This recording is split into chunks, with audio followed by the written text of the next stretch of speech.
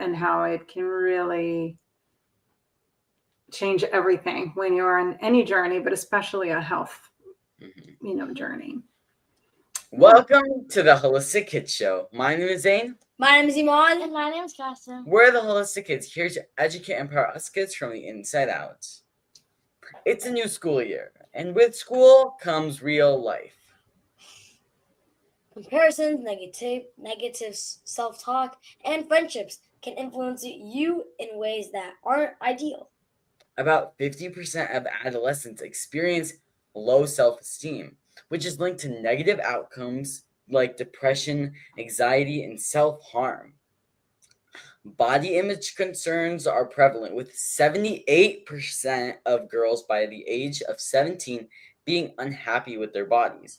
And social media is a significant factor in declining confidence, especially for girls.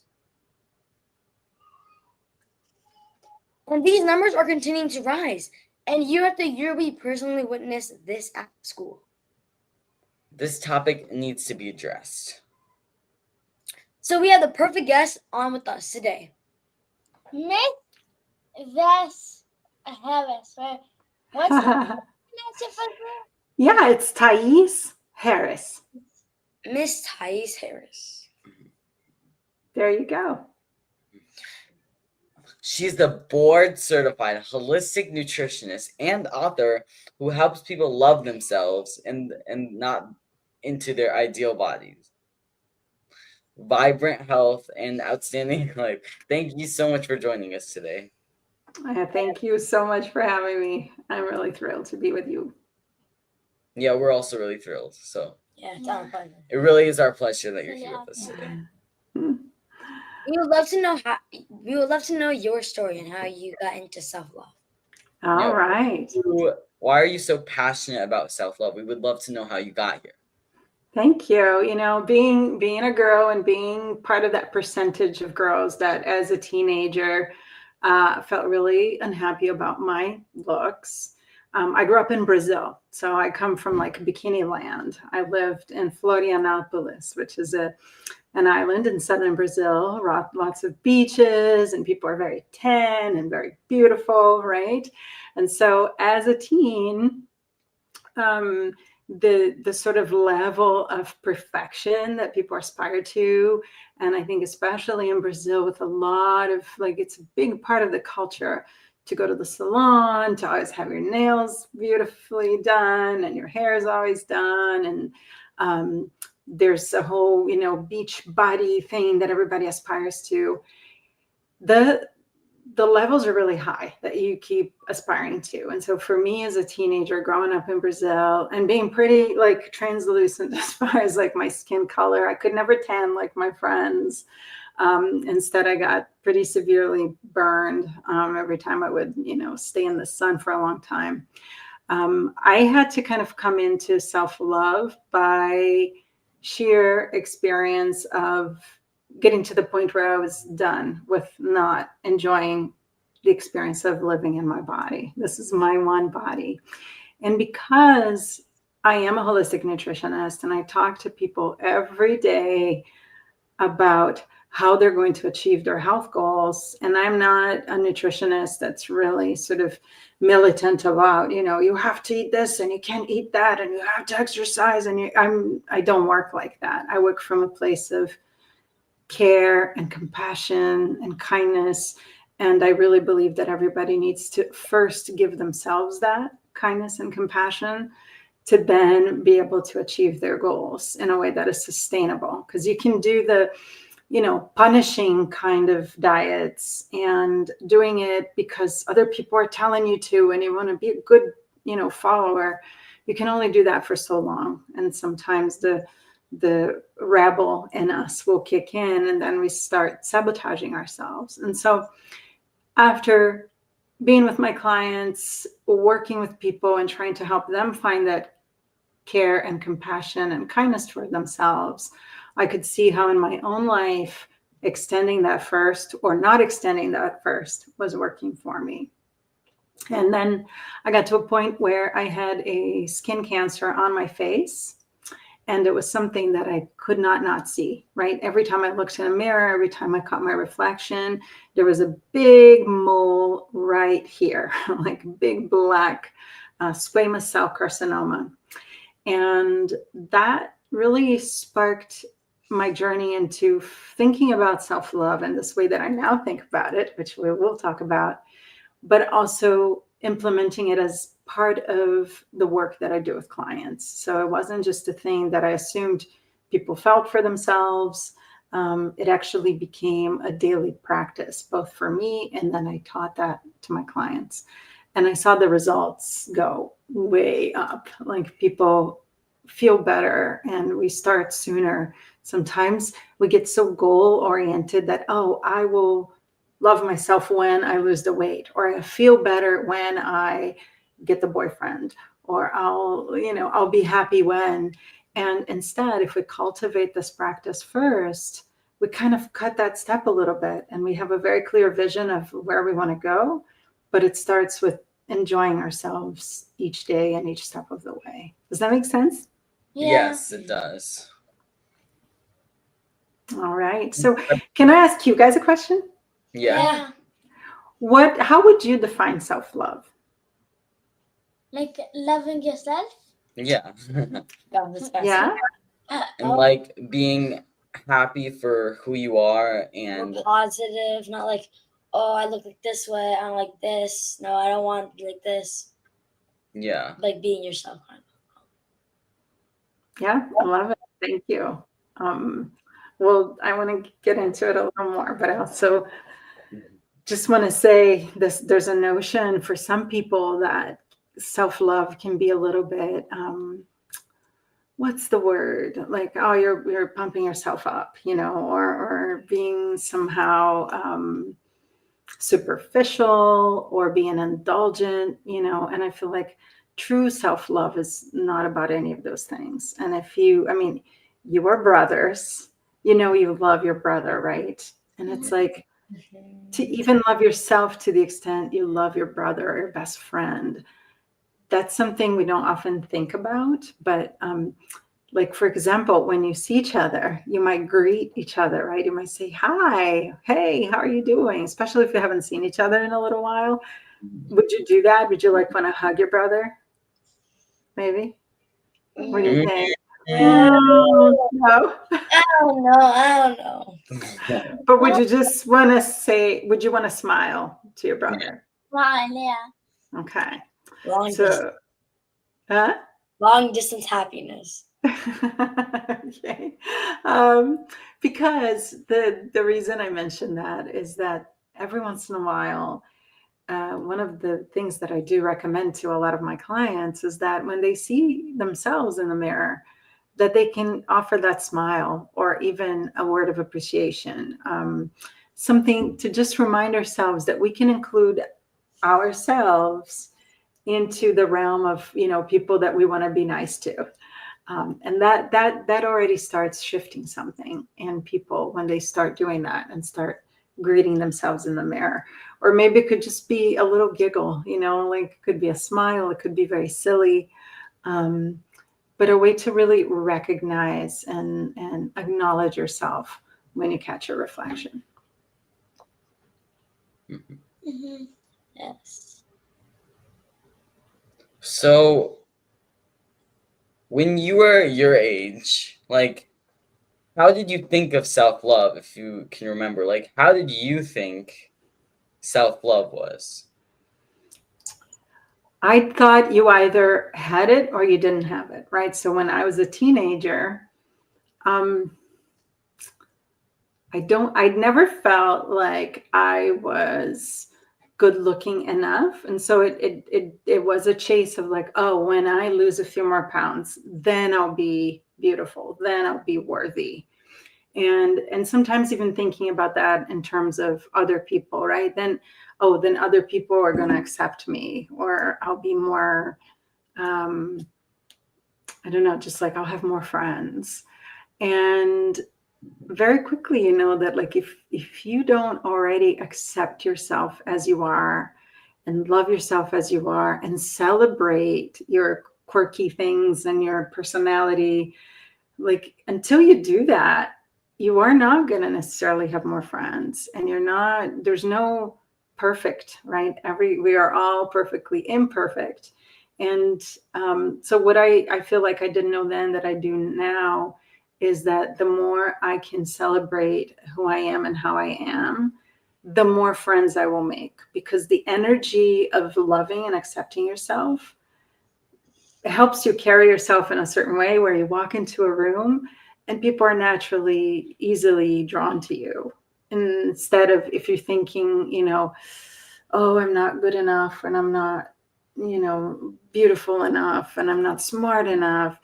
If that's what's going in your mind, that translates into your energy and how people then end up reacting to that. Mm-hmm.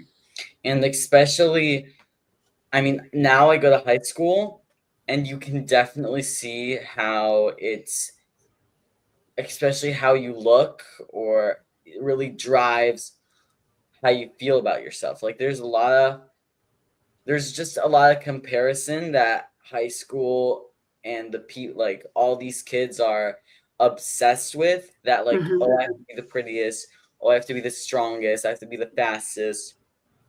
So maybe like, and it's very sad because they stop caring about who they really are. Instead, they just try to chase this. Mhm. They stop and they start like forcing themselves into negative areas. Yeah, I agree, and it's also like high school, it feels like a really long time when you're in it. But in the bigger scheme of life, right? Once you're over that period and you can look back and see, oh, that was a particular time in my life. And I think the more authentic, the more yourself that you can be, and being good, like really okay with that, the more you'll attract the people that are going to be your friends for many years to come, right? For a lifetime. I think it's such an illusion to think, oh, if I'm a certain way, then I'll be able to, have more friends. But if it's not who you really are, those friendships won't really last. And you really want the friends that are going to be, really excited to be hanging out with you as you are in truth, and for years to come. So I do think that, you know, there's so many things about self-love, and I'll list a few things that make a difference. When I talked about our energy, we can actually get into the science of it, right? Because sometimes that can be a little bit broad and like not really palpable, like, oh, what do you mean my energy? But what happens is when we are constantly giving our body this signal that something is not right. So whether it's thinking, I'm not enough, and I'm not good enough, I'm not good looking enough, I'm not smart enough, all the not enoughs. And if especially we're thinking about specifics around our body, there was a study, it was a survey in 2011 that showed that 97% of women had at least one negative thought about their body each day. And the average was 13 thoughts a day. So you think about that. If we could eliminate that and use that energy instead to think about good things, and like what we do right, and and cultivate what we love about ourselves, it can really change how we are addressing ourselves in the world. So as I mentioned, negative thoughts are going to change our chemistry in our body. And so it raises stress levels, right? Which you guys, I think from all the awesome interviews you've done, that like stress is one of the top ways to send your health, in a bad path. And so just having a thought about our bodies and saying like, oh, I suck, for lack of other words. But if we're thinking that, our bodies are actually listening to that. And that thought is not just occurring in our brain, it's occurring through our whole system. So then our stress hormone goes up, cortisol. Then we have a whole cascade of events that happens from there. And our blood sugar rises, and then insulin rises, and then inflammation rises, right? All these things are happening. Our immune cells are also listening to our thoughts, and they're coming into play. And so sometimes even conditions like autoimmunity can be traced back to people that are really, really, really hard on themselves. So our immune system is involved. I talked about stress hormones. Even our microbiome responds to negative self-talk. And if our microbiome is not happy and there's an imbalance there, then we get digestive issues and everything else that also follows from there. So just in giving like 3 examples of systems in the body that are involved in that negative thought, you can see how it really calls to our attention that to maybe change those thoughts. And every time we catch ourselves going into one of those, I'm not good enough thinking line, that we can have a practice in place, which there are a few I'm going to share with you, to change that and to stop it in its tracks, so that that whole cascade of events that are going to change our inner chemistry does not happen. Does that make sense? Yeah. Yes. I think it's it's really, I mean, it's really cool that just like maybe like saying or thinking stuff about you can just change your body, how you maybe act, How you the think. chemistry in your body. It's really cool. So why is self-love so important for kids and teens? Oh, because here's the thing. Every practice the earlier you start, the more embedded in your life it's going to be, right? So if you wait until you're like 30 to go, oh, I should be really addressing the way I'm thinking, and I should be really, befriending myself. You can still do a lot, and it will be a big improvement in your life, but you just waited until you're 30. How about we start younger and younger and younger? So I used to work for an organization called Series Community Project, and they provide meals for people in a health crisis. A lot of our clients, when I worked there, were in cancer treatment. But the way we provided these meals was by training teenagers in our kitchens and our gardens. And we had a whole program for the teens. And I worked with about 450 teenagers a year. And part of what we taught these teens, between the kitchens and the gardens, we would always have a break, and we had a whole curriculum, included things like self-love and how to sort of be leaders, in like a really positive health revolution. And you see that the people that were implementing the things they learned there were doing so well in all areas of their lives, and they were also influencing their families, their parents. They were getting their parents to eat differently, to think differently. So there's such a ripple effect that when one person really begins this process of self-love and acknowledging what is good about them, because I think we are all inherently good. I really believe that. And reminding ourselves of that, we start seeing it more in others. We start seeing it everywhere in nature.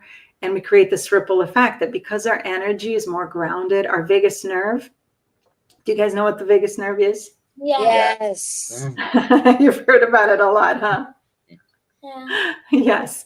So when the vagus nerve is regulated, which doing a number of practices can help regulate the vagus nerve, we are just more, centered, calm, cool people to be around. And so when we start that early, and we start that in our teens, not only we can influence our peers, because when we are kids and teens, our peers look up to us, right? Like our friendships are so important.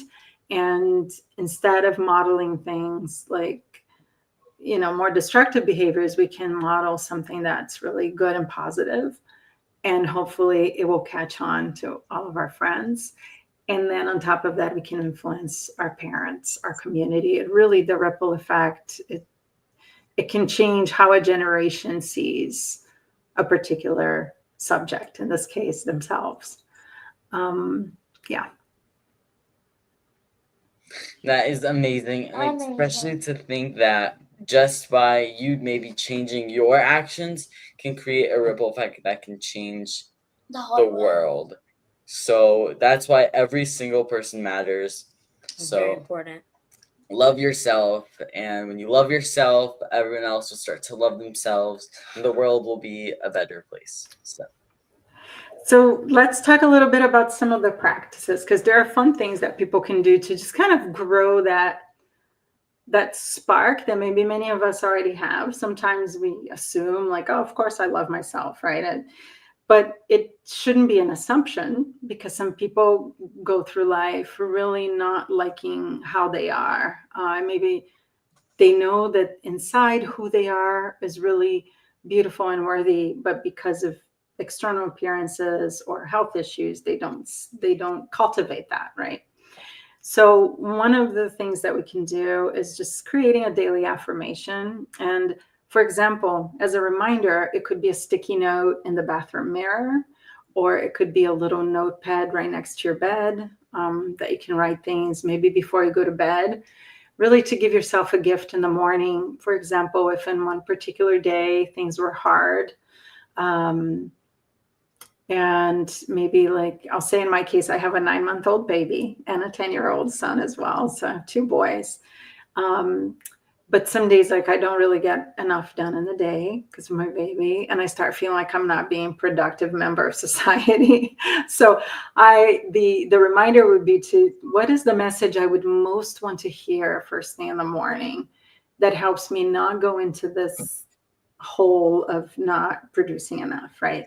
So then I can write that message and start my next day by looking at that message. And it's a very different way of starting the day. The other one is when I go shopping for clothes. I don't do that very often, but when I do, there's always that funny thing about going into the dressing room and the weird lighting. And then, if something doesn't fit, I have to agree with myself that this is not a place for punishment, and it's not an activity for criticism or for criticizing how my body looks. And so it's just an agreement that it's like, I'll try something on, it doesn't fit, it doesn't fit. There does not need to be a narrative about what's wrong with me, because there's nothing wrong with me, right? We're just shopping for clothes. So that's another thing, is just having an agreement with yourself that when you do something that is a little bit triggering for certain thoughts, that you just agree that you're not going to go into that. As I mentioned earlier too, like giggling at yourself in the mirror or just saying hi. Mel Robbins wrote a book called High Five, and it was all about high-fiving yourself in the mirror. It's not my style, but I think the smile does a lot. And so many people got so much out of high-fiving themselves, which is kind of amazing, right? You may not ever have thought to do that, but it's a way to acknowledge yourself. It's a way to say, hey, I'm here, I'm worthy of my own attention, even if it's just for 5 seconds in the mirror while I'm brushing my teeth. And then, family rituals. There are ways to include parents. For example, a lot of people love doing gratitude before dinner, right? What if that gratitude also included something you were grateful for about yourself? And it's not about bragging. This is very different, right? This is about acknowledging that there's something very lovable right here. And so it could be that there's a self compliment in there that is just part of acknowledging it. Sometimes it's even acknowledging something that was really hard in the day, but that you got through the day anyway. Yeah. Mm-hmm. So what is something that maybe like you could, like, let's say a girl or even like a boy was, let's just say, going through a tough time, what is something that maybe you could tell them, or something that like you could tell them what to do, or like help them out a little bit? What would you say if someone went up to you like this?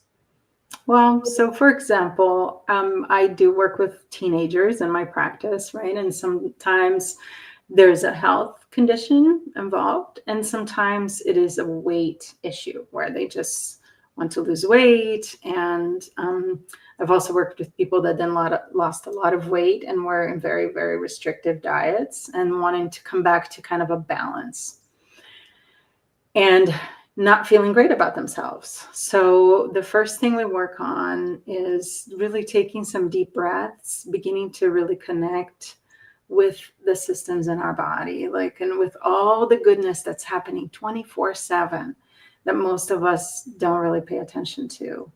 And as we breathe and go into a bit of a journey of what does this body hold, and what can this body do, which is like so many amazing things. So when we start there, even for somebody who's having a really hard day, when they connect with the fact that there's all this life in them, not just their own cells, but all these trillions of microorganisms that are working in tandem, in harmony with our own cells to help us thrive. And that each cell in our body is working every day to help us thrive. And that they all have their own jobs, whether it's an eyeball cell, right, or a toenail cell, like everything comes together to help us move forward. I talk about digestion and about all the different things that are happening in the body that we don't usually acknowledge. And what it does is just adds that little like, oh, wow, yeah, this is working. Oh, yeah, and this is working, and this is working, and this is working, right? We start raising the bar there. And we talk about the heart beating, we talk about our breath and our vagus nerve, and the wisdom that we've inherited from all of our ancestors that have been encoded into our bodies, right, through our DNA. So we end up generating a lot of gratitude for all the things that are right. And that then helps people come out a little bit of just being in the framework of what's not working in this moment, to see that there's so much more. And then we do some envisioning about what it feels like to be at our best and how we can step into that every day. So it's not the I'll be happy when, but it's like, oh, I say for somebody who has digestive issues, right? They're like, I just really want to be able to eat and then feel good after eating, and not feel like I have to run to the bathroom, for example. But how can I do that and eat slowly and pay attention? And then even if I have to go to the bathroom, I'm going to go to the bathroom, but not beat myself up because I'm not better yet. Does that answer your question somewhat? Yeah, and it does. Answer the question. Yeah. And there's one more thing that I usually talk about, especially with groups, which is, in those moments when you're feeling down, what if you were your best friend, or even if your best friend was in front of you and your best friend is the one that was dealing with this situation, how would you talk to them? Because that's a pretty good indication of how you could be talking to yourself. Sometimes we can be super hard on ourselves, but if it was our best friend, we would speak in a different way, and we would say like, oh, but maybe look at the bright side, or just really feel your feelings. It's okay to feel sad, and there's so much that's good, and whatever it is that you would tell your friend. And maybe for some people it would be none of what I just said. It would be something different, but usually there would be a piece of kindness and encouragement that we don't always give ourselves. And so it's really important to remember, when we're not feeling great about ourselves, to just think, if I was my best friend, what could I say to myself right now? What is one thing? Yeah, I think that's really empowering, like what you said, and it's really understanding, like it's really, especially most of the time, like a lot of people, they're harsh on themselves, and then they talk really nicely, like at, let's say, the same problem, like let's say if your friend is like obsessing over weight, you'd be like, oh, it's okay, we'll get there. But when it comes to yourself, you're always getting angry, and you're like very aggressive towards yourself than your best friend. So it's really empowering to think of it like that, and very educational. Yeah. What is one thing kids can do today to increase self-love today? Smile at your reflection. Yeah. And even like, so say, pick one thing that you already do every day, and then add a step to that. So for example, brushing your teeth, right? You guys brush your teeth every day. Mhm. I'm very confident of that. So when you are in front of the mirror, instead of going about your day and just like brushing and going, what see how that changes your day or days or weeks, even if you can do it every day for a few weeks, to actually look at yourself as you're brushing your teeth and giving yourself a very nice message. That nice message could be, I love you. It could be just a smile, or it could be, let's have a great day, or you're worthy of love, or I like your style. It could be, something that would feel authentic to you, of course, because if saying I love you doesn't feel quite right, then that might not go in. So say something that you would either really want to hear yourself, from somebody else, or something that you would tell, again, your best friend. And it would just be about growing that practice or cultivating the kind of self-love that then comes naturally, that as you catch yourself going down a rabbit hole of thinking, oh, I'm not good enough, because you have that voice that you've been cultivating that gives you really a big support and love, that voice will start coming in more often and more naturally. Yeah. That's amazing. So thank you so much for all this amazing advice. You're so welcome. I hope you use it and let me know how it goes. Now, time to recap Miss Harris's key points. We need to cultivate self-love. Self-love isn't indulgent or superficial. Just having a thought about our bodies are actually listening to that. Our stress hormones go up and our blood sugar rises, leading to inflammation. Our immune cells are listening to our thoughts. Even our microbiome responds to negative self-talk.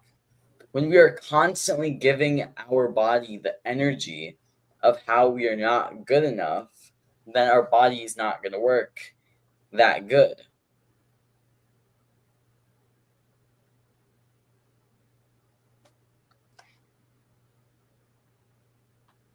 Every time we catch ourselves talking negative to ourselves, we change our thoughts. A sticky note in the mirror is a gift in the morning to yourself. Give yourself a smile or a high five yourself in the mirror. Family rituals, we love to do the morning gratitude every morning. Each cell in our body is working to make it amazing. So thank you so much again, Miss Harris. I'm hoping every teen can add this to their daily routine. It'll make the world such a more beautiful place. Indeed. Thank you so much for having me. It really is our pleasure. Our pleasure. So thank you everyone for tuning in. Until next time, I'm Zayn Sorry. I'm Imad. And I'm Custom. Follow my family and I on social media, Holistic Momty, and look out for our book coming out November 2025. So this year, in like 2 months, it's gonna be coming out. Yeah, around. So super excited for that, and you can pre-order it now. And kids need to learn for other kids. Please download our podcast on iTunes and leave reviews so other kids and families can benefit. We need to create a healthy future for all of us and the planet. Join us next week for another episode of the Holistic Kids Show, where kids are empowering kids. Thank you, everyone.